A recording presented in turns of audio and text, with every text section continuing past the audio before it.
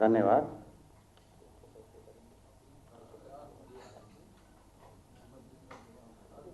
Honorable Chief Minister of Uttar Pradesh, Shri Yogi Adityanath Ji, National General Secretary of BJP and Mentor India Foundation, Shri Ram Madhav Ji, Dr. Deepak Adhikari, Executive Director, Niti Anusandhan Pratishthan, Nepal, Nepal India Chamber of Commerce and Industry, friends from India and Nepal.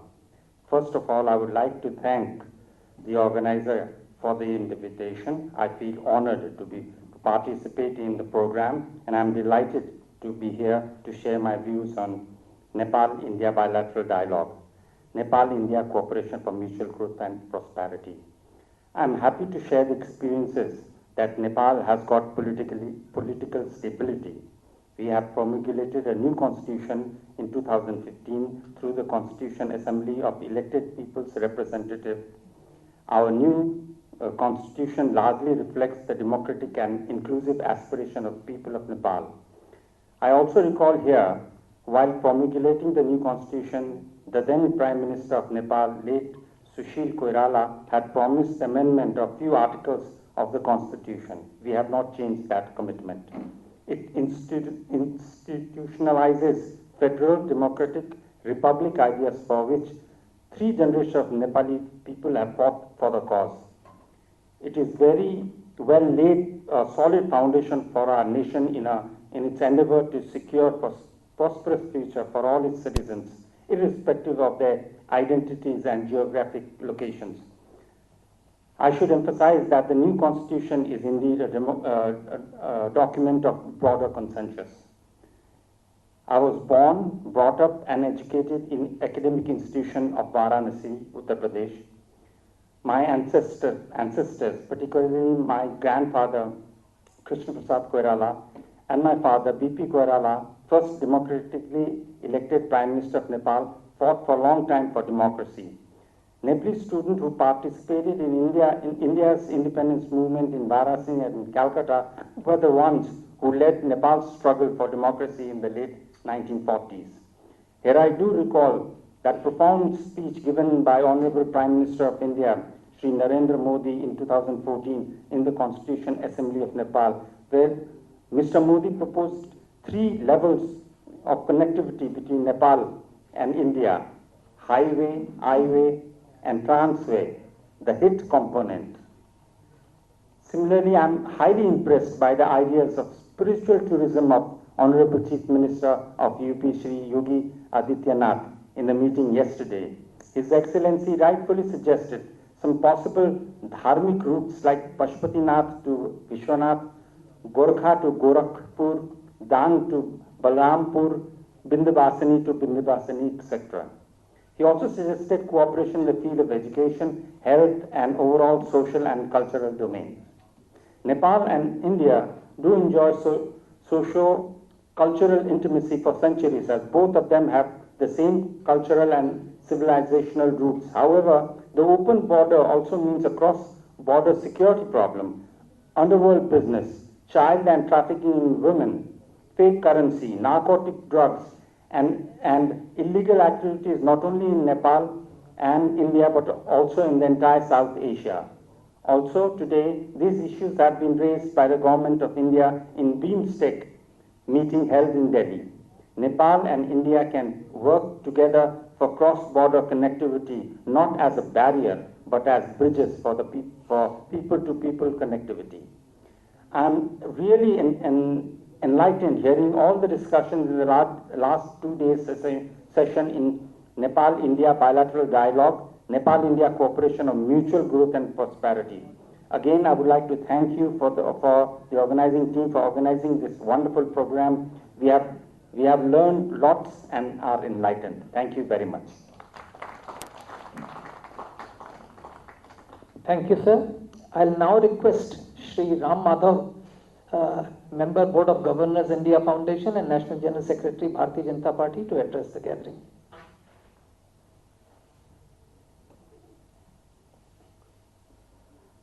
सम्माननीय मुख्यमंत्री जी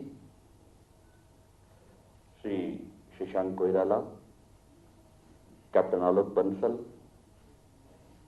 Sri Deepak ji, dear friends. I'm delighted to be here at the concluding session of this two-day bilateral dialogue. This is the second dialogue that we are hosting. My sincere thanks to our partner organization in Nepal and all of the delegates who have come all the way from Nepal to participate in this dialogue. Manniya Mukhyamantri ji will actually deliver the valedictory address for all of us. India and Nepal are ancient neighbors. As far as India is concerned, we see Nepal on the principle of sovereign equality. It's not about the size, it's not about any strength, it's about two sovereign neighbors dealing with each other. While I say this from our side, from the side of India, I would also urge our friends in Nepal to make sure that that old, deep-rooted psychology of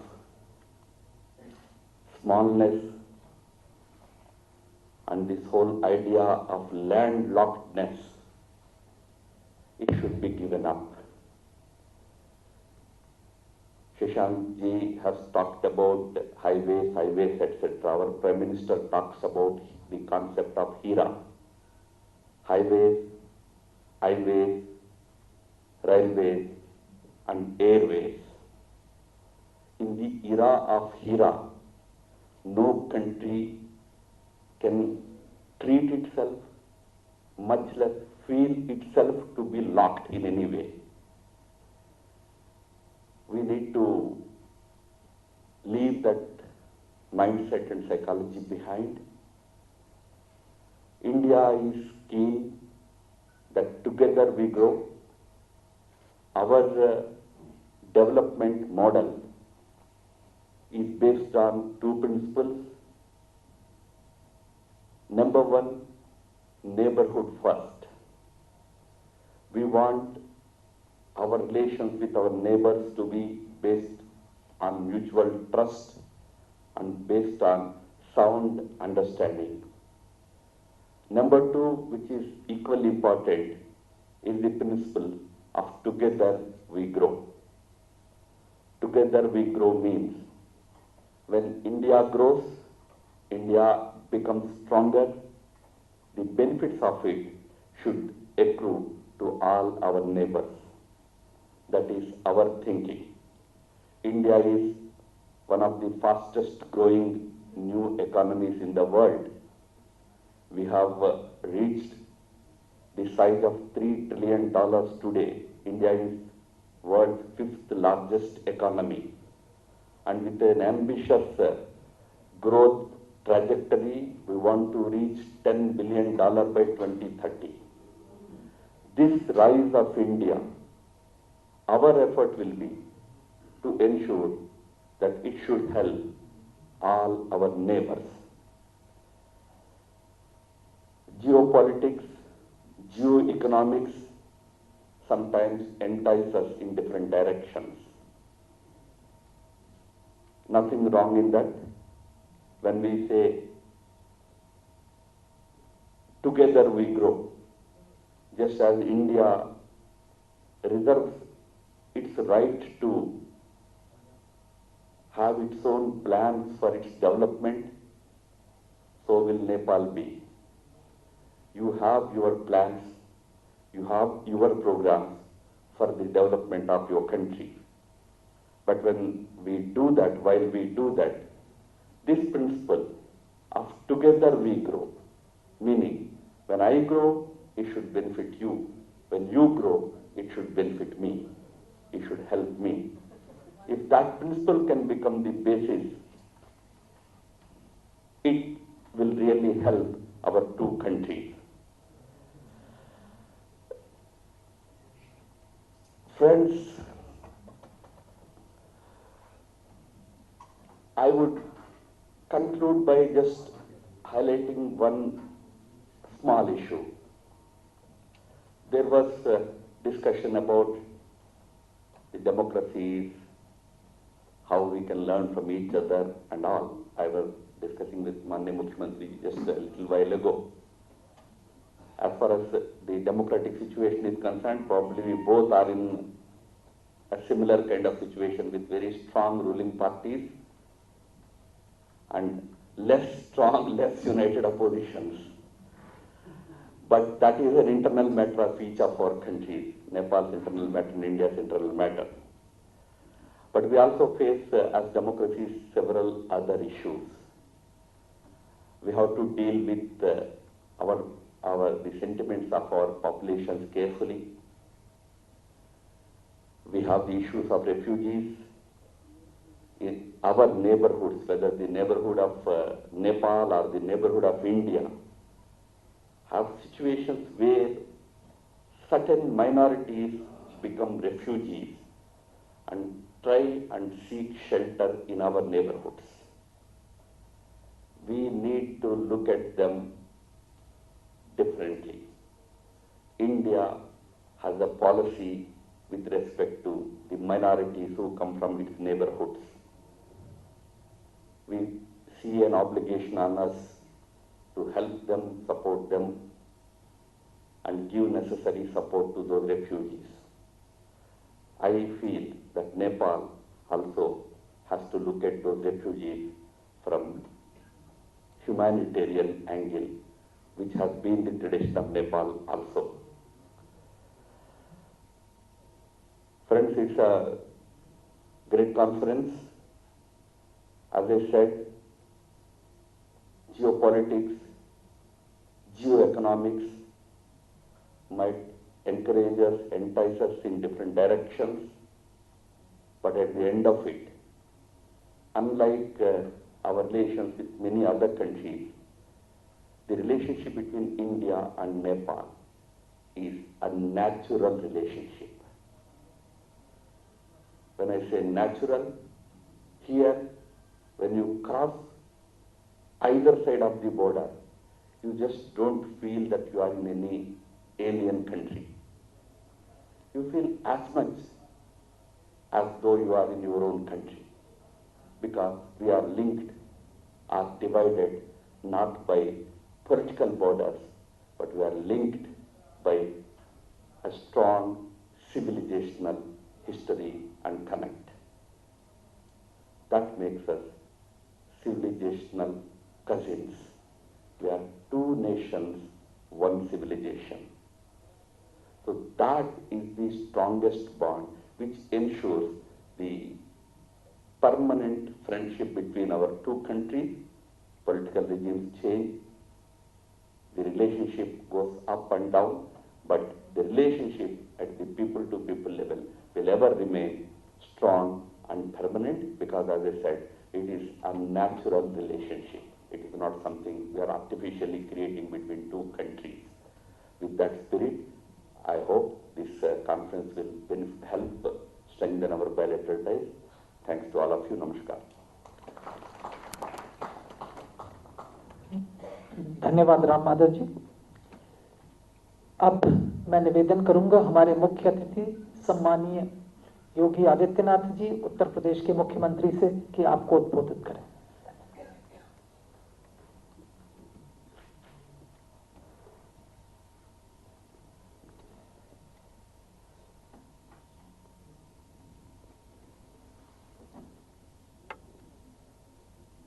Bharatiya Janata party के राष्ट्रीय महासचिव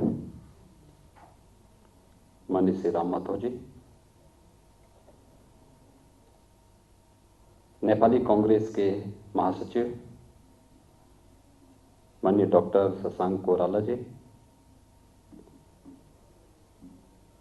नीति अनुसंधान आयोग नेपाल के director Shri Deepak ji,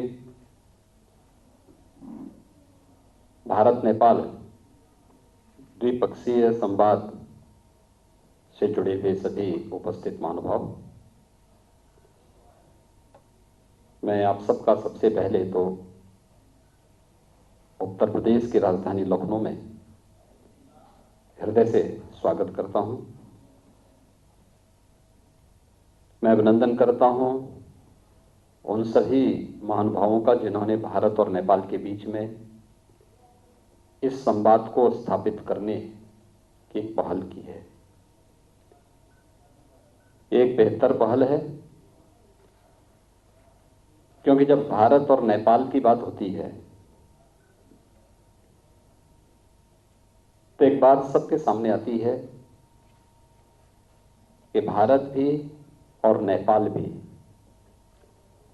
दोनों अति प्राचीन काल से अलग अलग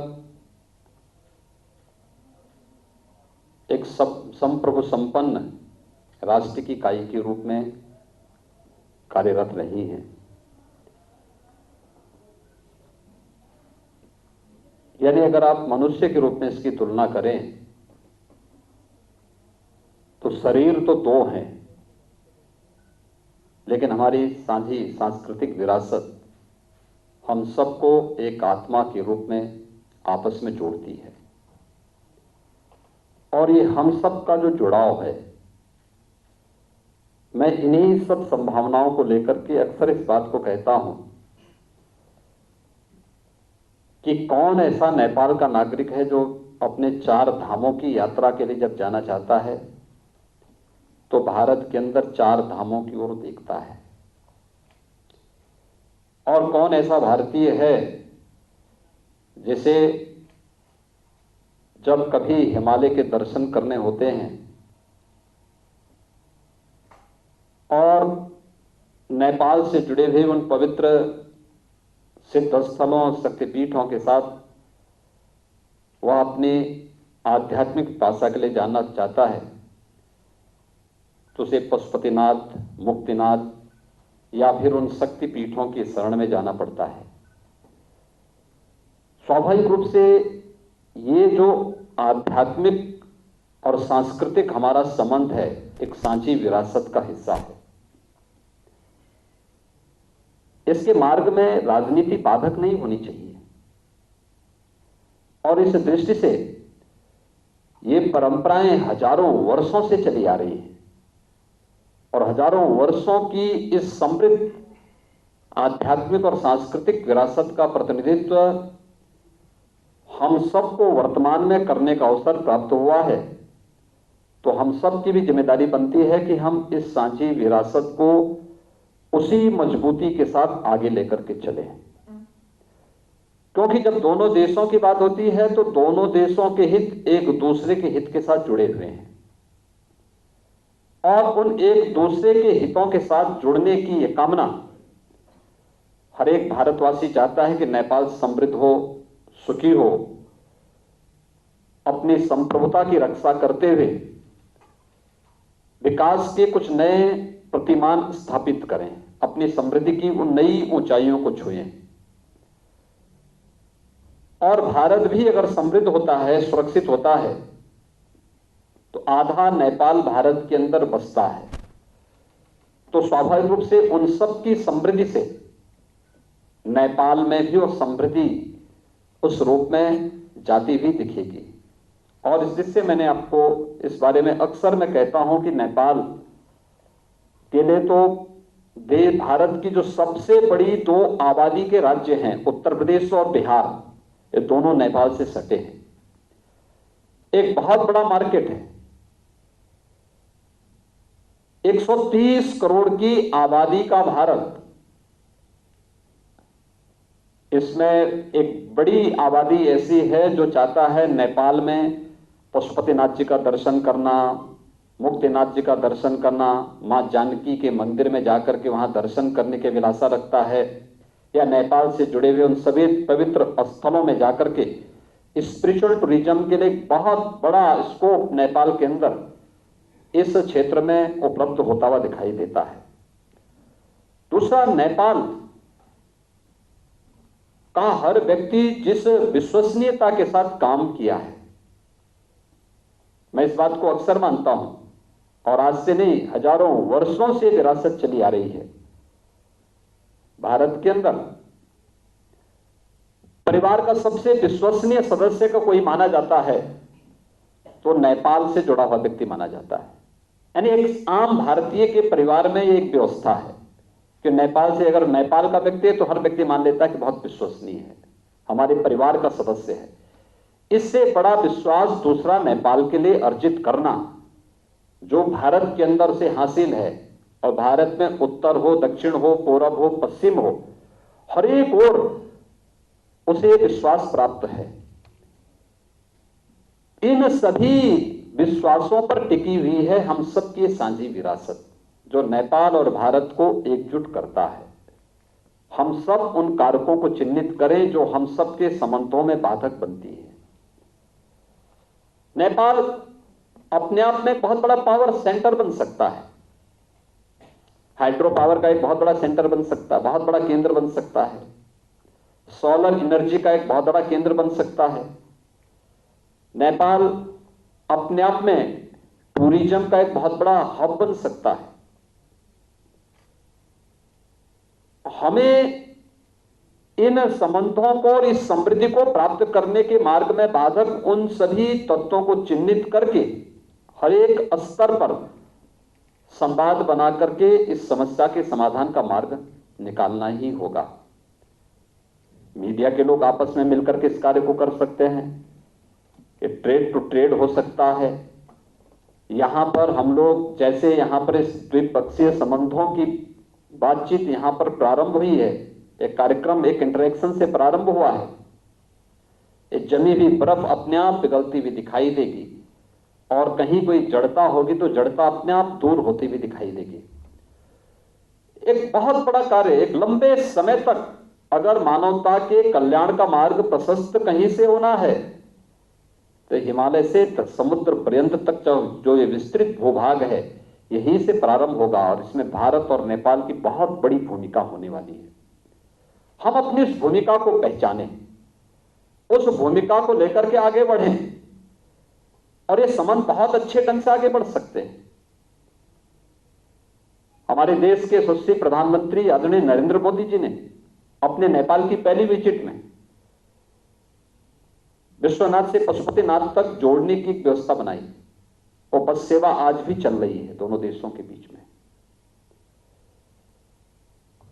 अपने तीसरे विजिट में प्रधानमंत्री मोदी जी ने नेपाल में जनकपुर से अयोध्या को जोड़ने के लिए एक बस सेवा उस समय भी प्रारंभ की। उत्तर प्रदेश सरकार आज भी उस बस सेवा को संचालित कर रही है। अगर काशी को, वाराणसी को एक स्मार्ट सिटी के रूप में विकसित करने की दिशा में तेजी के साथ कार्य होता है तो काठमांडू इसमें पीछे क्यों रहेगा? हम शंकर की दो पवित्र इन नगरियों को इस रूप में विकसित भी कर सकते हैं, इन संबंधों को बहुत आगे बढ़ा सकते हैं। हमारे पास ट्रेड का है, टूरिज्म का है, टेक्नोलॉजी का है, इन सभी क्षेत्रों में व्यापक संभावनाएं हैं। लेकिन ये संभावनाएं विकसित तब होंगी जब विश्वास की हजारों वर्षों की इस विरासत को हम मजबूती के साथ आगे बढ़ाने की दिशा में प्रयास करेंगे, और इसको हर एक स्तर पर प्रारंभ करना होगा। भारत के अंदर किसी भी नेपाली मूल के किसी भी नागरिक के साथ कोई भेदभाव नहीं होता, कोई भेदभाव नहीं। यहां पे आर्मी के जनरल से लेकर के एक आर्मी का एक सामान्य सिपाही तक नेपाल से जुड़ा हुआ व्यक्ति है, और उसी मजबूती के साथ, उसी विश्वास के साथ और भारत भूमि की रक्षा करता है जैसे कोई अपनी मातृभूमि की रक्षा करता है। यह सुविधा केवल नेपाल के लोगों को प्राप्त है। कोई अन्य देश चाहे क्या भारत के अंदर आकर के भारत की व्यवस्था में, भारत की सेना में घुस जाएंगे और जगह घुस जाएंगे, ये नहीं हो सकता। यानी सेना में भी और घर में भी पहुंच और विश्वसनीयता किसी को प्राप्त है तो नेपाल को प्राप्त है। इतनी अच्छी गोल्डन अपॉर्चुनिटी जो प्रत्येक नेपाल के नागरिक को प्राप्त है भारत के अंदर, ये विश्वास पर आधारित है और वह विश्वास और मजबूत होगा इस प्रकार के डायलॉग के माध्यम से।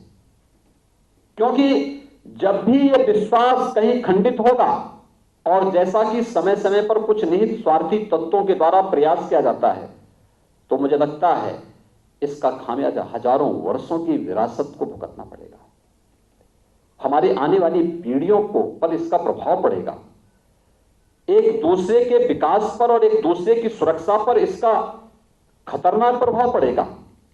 हम लोगों को इसके बारे में अवश्य विचार करना चाहिए। इन चीजों को लेकर के हमें आगे बढ़ना चाहिए और एक हमारा विजन स्पष्ट होना चाहिए कि हमारा सही मित्र कौन है और उस मित्रता के विश्वास को हमको आगे बढ़ा करके कैसे लेकर के चलना है। मेरा मानना है कि नेपाल के लिए तो एक गोल्डन अवसर है कि इतना टूरिज्म भारत का नेपाल में जा सकता है कि लाखों नेपाली नौजवानों को घर में बैठे बैठे कार्य मिल सकता है। मैंने विगत वर्ष भी कल भी मेरे पास माननीय शशांक जी के नेतृत्व में कुछ सदस्यगण आए थे और मैंने तब भी कहा कितनी संभावनाएं, कितनी संभावनाएं। हमने आदरणीय प्रधानमंत्री मोदी जी की प्रेरणा से काशी में काशी विश्वनाथ मंदिर के विकास की एक कार्य योजना तैयार की और एक बड़ी कार्य योजना वहां पे चल रही है। लेकिन इससे पहले कि वो हमारी पूरी कार्य योजना काशी विश्वनाथ धाम की वो परियोजना पूरी हो, उस पर कुछ कार्य प्रारंभ किए गए। कैसे एक मंदिर सैकड़ों लोगों की आजीविका आधार बनता है और कैसे हम उसको बहुत अच्छे ढंग से आगे बढ़ा सकते हैं। काशी विश्वनाथ मंदिर उसका एक आदर्श है। किस रूप में? हम लोगों ने वहां पर जो पूजा की व्यवस्था है, हमने रूटीन के कार्य में कोई छेड़छाड़ नहीं की, किसी को नहीं छेड़ा, किसी को नहीं परेशान किया। लेकिन हम लोगों ने कहा कि अगर कोई व्यक्ति आता है दर्शन करने के लिए और चाहता है कि वह पूजा करवाए, अलग से पूजा कराना चाहता है, वह रुद्राभिषेक कराना चाहता है, वह काशी में घूमना चाहता है, उसे गाइड की हेल्प चाहिए, तो वहां पर काशी विश्वनाथ मंदिर में जो पंडे हैं, हम पंडितगिरी की व्यवस्था को बंद करेंगे और इनको प्रशिक्षित करेंगे और इनको प्रशिक्षित करके उनको हिंदी, इंग्लिश, संस्कृत की सामान्य जानकारी देकर के और उसमें पारंगत करेंगे। पारंगत करने के बाद फिर उनका रजिस्ट्रेशन करवाएंगे और उसके बाद हम लोगों ने तो शुरू की थी, हम लोगों ने कुल 35 लोगों से। पहले महीने जब शुरू किया तो मुझे भय था कि लगता है ये पैसा हम लोगों को अपने पास से देना पड़ेगा। आप आश्चर्य करेंगे कि जिस व्यक्ति ने गाइड बनकर के पहले महीने कार्य प्रारंभ किया, पहले ही महीने उसकी जो इनकम थी वह 1,25,000 रुपए थी, जिसने 8 घंटे 10 घंटे कार्य किया। जो 2 घंटे 3 घंटे काम करने वाले लोग थे, उनकी 25 से 30,000 रुपए उन्होंने हर प्रति महीने कमाए। और इस समय हमारे पास 100 से ज्यादा ऐसे गाइड काशी विश्वनाथ मंदिर से जुड़े हैं जो प्रति माह 30,000 से लेकर के 1.5 लाख रुपए कमा रहे हैं। दूसरा, मंदिर में हम पुष्प चढ़ाते हैं, बेल पल्लव चढ़ाते हैं शिव मंदिरों में। अक्सर होता है चढ़ाने के बाद श्रद्धालु चला जाता है, लेकिन इनको उठा करके फेंक दिया जाता है। कहीं किसी के पैर के नीचे जाता है, कहीं पर किसी गंदी नाली में चला जाता है, कहीं पर किसी नदी के किनारे पड़ करके वहां सड़ता है। यानी वह कितना नुकसान पहुंचाता है? पहले तो आस्था को नुकसान पहुंचाता है, दूसरा ड्रेनेज सिस्टम को वहां पर वह चौक करता है, और तीसरा नदी में फेंकेंगे, नदी का पानी में सड़ेगा तो भी नदी को भी प्रदूषित करेगा। हम लोगों ने हमारे प्रदेश का एक जनपद है, उसके एक छोटे से भाग में आज से 8-10 वर्ष पहले नक्सली गतिविधियां संचालित होती थी। आज पूरी तरह शांति है, लेकिन हम लोगों ने उस जनपद को इसके लिए चिन्हित किया कि उसके एक नक्सली प्रभावित गांव को हम लोगों ने लिया और वहां की 50 महिलाओं को इसके लिए प्रशिक्षित किया कि भाई आपको मंदिर के पुष्प हम देंगे, आपको हम प्रशिक्षण दे रहे हैं, आपको इन पुष्पों से दो काम करना है। पुष्प हैं, बेल पल्लव हैं, इनको अलग अलग करके और इनसे जो अच्छे पुष्प होंगे उनसे इत्र बनेगा और शेष से धूप बनेगी, अगरबत्ती बनेगी। आप आश्चर्य करेंगे कि लगभग 50 परिवार की महिलाएं ऐसी हैं जो इस कार्य के साथ जुड़ी हैं और प्रति माह 9,000 से लेकर 15,000 रुपए घर में बैठे बैठे अपने घर का सामान्य कामकाज करते हुए कमा रही हैं। एक मंदिर इतने लोगों को प्रत्यक्ष रोजगार दे सकता है और ये अभी और बढ़ेगा। ये तो एक प्रारंभिक चरण है, अभी और भी चीजें, इसमें बहुत सारी चीजें हैं, व्यापक संभावनाएं हैं।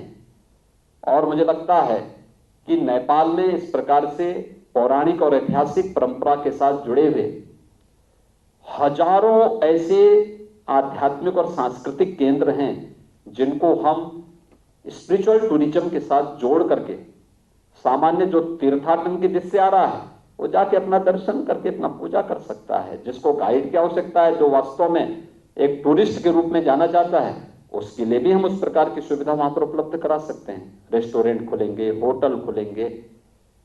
काठमांडू वैली में अगर हम लोग होटलों को रोक दें, वहां का पूरा कारोबार ठप्सा हो जाता है।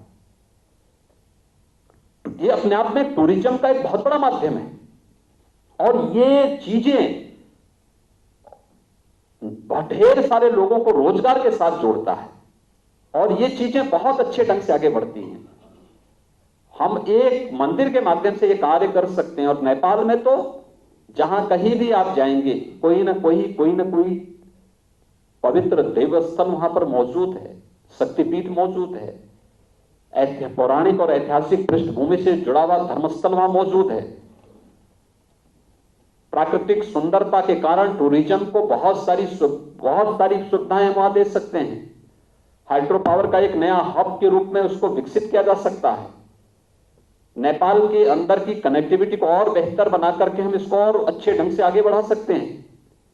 और मेरा यह मानना है कि नेपाल के अंदर वे संभावनाएं हैं कि अगर यूरोप के छोटे छोटे देश जिनकी आबादी लाख में है, जिनके पास आप जैसी संभावनाएं नहीं हैं, अगर वे दुनिया के अंदर अपने पुरुषार्थ से, अपने विजन से और अपने राष्ट्र के प्रति समर्पण भाव से आज दुनिया के सामने एक नई प्रतिस्पर्धा के साथ खड़े हैं, तो नेपाल तो उनसे बहुत आगे बढ़ सकता है, बहुत आगे बढ़ सकता है। हर एक नेपाल के नागरिक की इनकम को कई गुना ज्यादा बढ़ाने में मदद मिल सकती है। लेकिन इसके लिए हम लोगों को अपने विजन को क्लियर करना पड़ेगा, बहुत साफ करना पड़ेगा, पूरी पारदर्शी तरीके से इसको आगे बढ़ाना पड़ेगा। हमें अपने शत्रु और मित्र की पहचान की ताकत अर्जित करनी पड़ेगी। आपस में हजारों वर्षों की इस सौहार्दपूर्ण और मित्रतापूर्ण संबंधों के मार्ग में बाधक बन रहे तत्वों को पहचानना पड़ेगा और फिर उनको बेनकाब करना पड़ेगा, बताना पड़ेगा कौन ऐसे लोग हैं जो वास्तव में हमें एक सतत विकास से आगे बढ़ने में बाधक हैं, और फिर उसके खिलाफ उस प्रकार का माहौल हर एक स्तर पर, मीडिया के स्तर पर, पब्लिक के स्तर पर, गोष्ठियों के माध्यम से, ट्रेड के माध्यम से हम उसको आगे बढ़ाएंगे।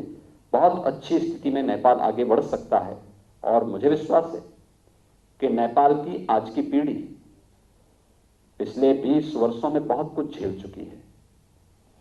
वह एक नई दिशा में सोचना चाहती है। वर्तमान पीढ़ी का यह दायित्व है, इन्होंने जिन परिस्थितियों में कार्य किया है, बहुत कठिन दौर से नेपाल गुजरा है। उस कठिन दौर से हमें मानना है कि हम अच्छे दौर की तरफ जा रहे हैं। ये धर्म चक्र है, ये घूमेगा।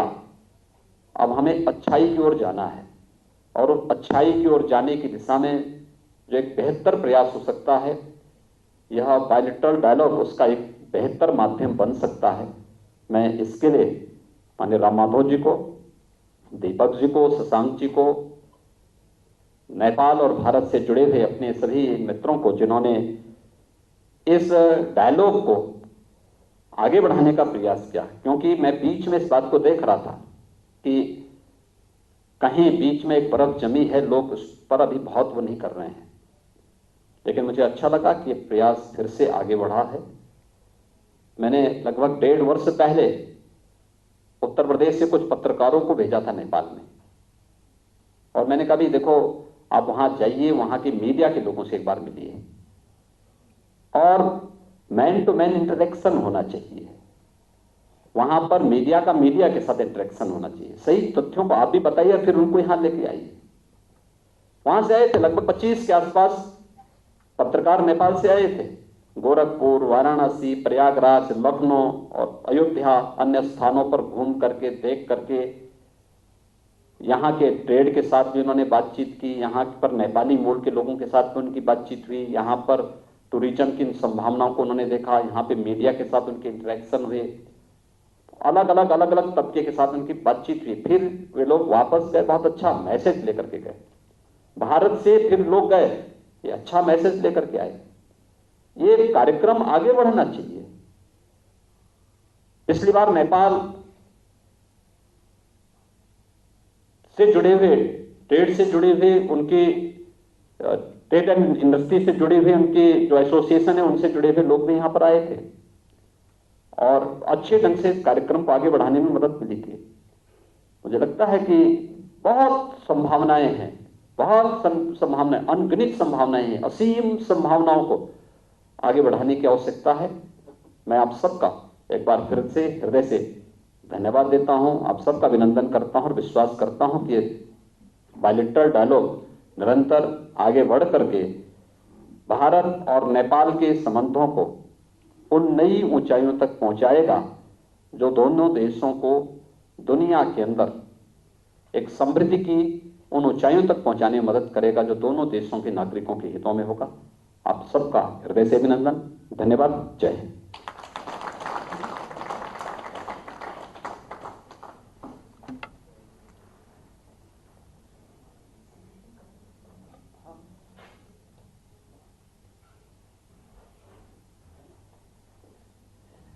धन्यवाद योगी जी। आपके प्रेरक उद्बोधन से मुझे आशा ही नहीं वरन पूर्ण विश्वास है कि भारत नेपाल संबंध और अधिक प्रगाढ़ होंगे और आने वाले समय में हमें भी प्रेरणा मिलेगी कि हम इंडिया फाउंडेशन इस डायलॉग को और आगे ले जा सकें और साल दर साल इस तरीके का कार्य चलता रहे।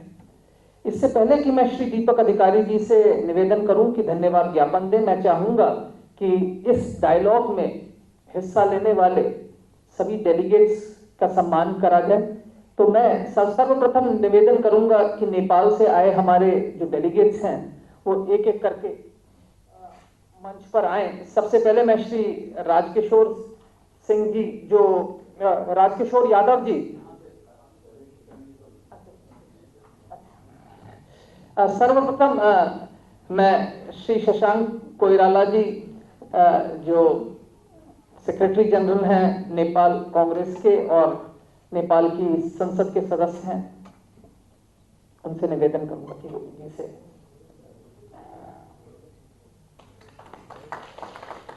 श्री राजकिशोर यादव जी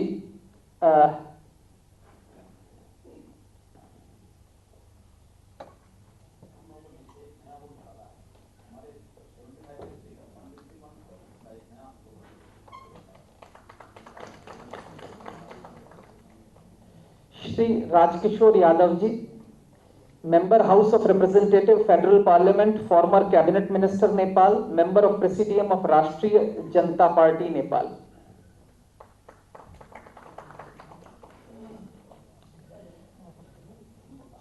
Shrimati Nalini Gyawali, general secretary Niti Anusandhan Pratishthan Nepal.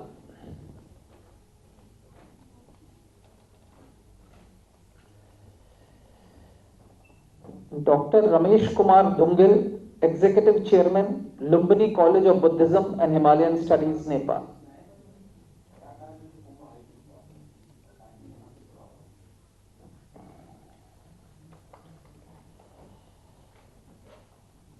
Professor Krishna Chandra Sharma, professor of English at central department of English, Kirtipur, Tribhuvan university Nepal.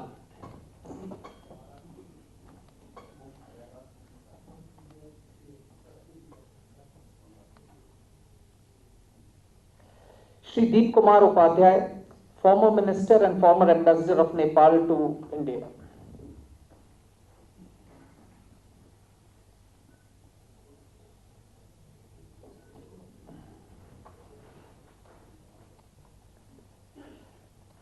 Dr. Minendra Rijal, Member House of Representative, Federal Parliament, Nepal, former Cabinet Minister, Nepal.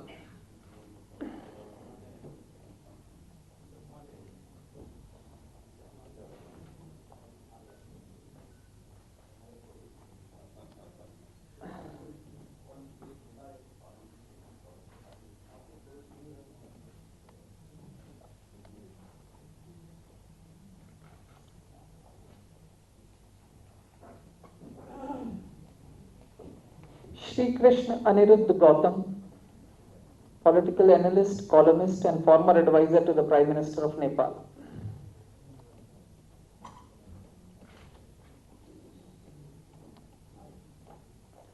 Shri Khimlal Devkota, former member, Interim Constitution Drafting Committee, and senior leader of Nepal Communist Party.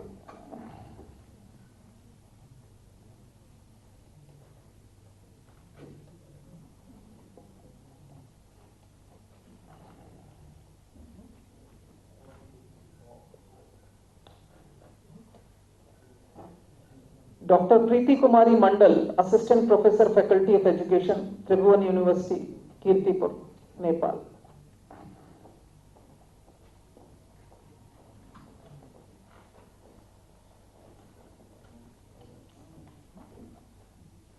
Dr. Mrigendra Bahadur Karki, Executive Director, Center for Nepal and Asian Studies, Nepal.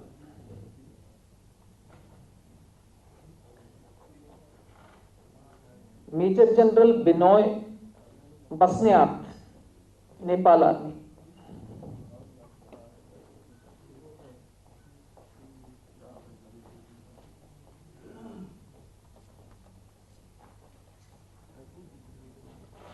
Dr. Chandradev Bhatta, Adjunct Faculty Member, Nepal.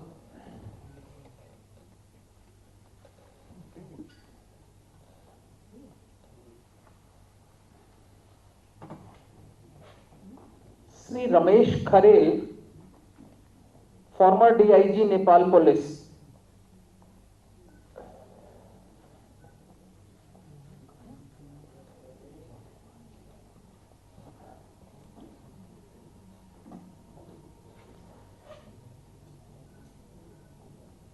Dr. Poshraj Pandey, Chairman, South Asia Watch on Trade, Economics and Environment, Nepal.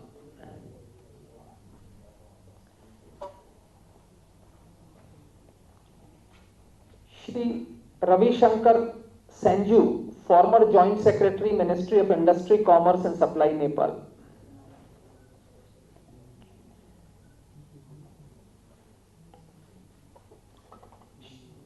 Shri Deepak Kumar Adhikari, Director, Niti Anusandhan Pratishthan.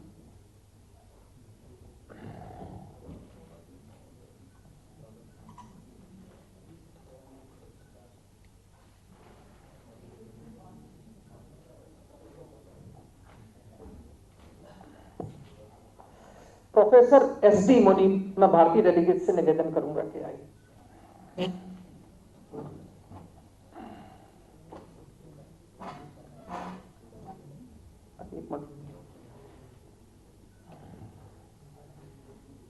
Shri Guru Prakash, advisor, Dalit chamber of commerce, India.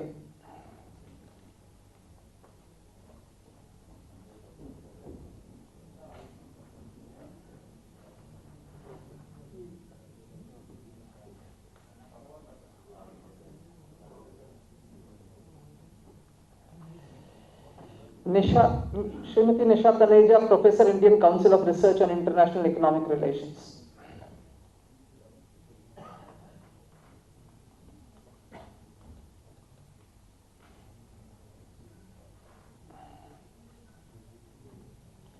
Shri Saket Mishra, CEO, Venus assets private limited, India.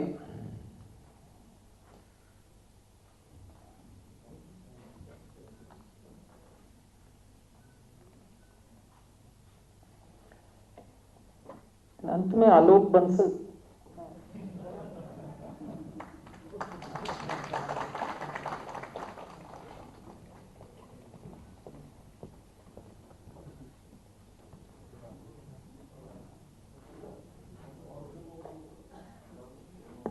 अब मैं निवेदन करूंगा श्री दीपक अधिकारी जी से कि धन्यवाद ज्ञापन प्रस्ताव। मैं मान्य हाम्रो खिमलालजीको धर्मपत्नी श्री लक्ष्मी शर्माजीलाई यहाँ निमन्त्रण गर्छु। लक्ष्मी शर्मा देवकोटाजीलाई। त्यसै गरी हाम्रो दीप कुमारजीको धर्मपत्नी हाम्रो मिथुला उपाध्यायजीलाई पनि निमन्त्रण गर्छु।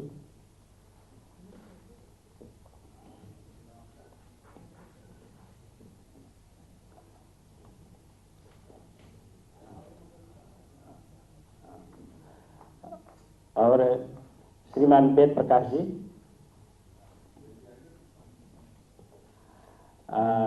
माननीय सांसद कर्म घलेजीलाई निमन्त्रण गर्छु।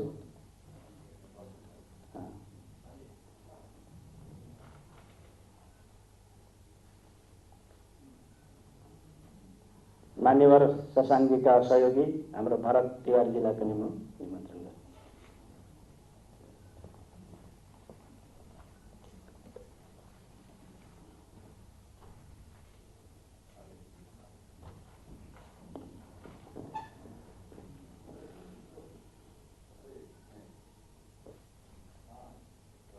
श्री संदीप राणा जी,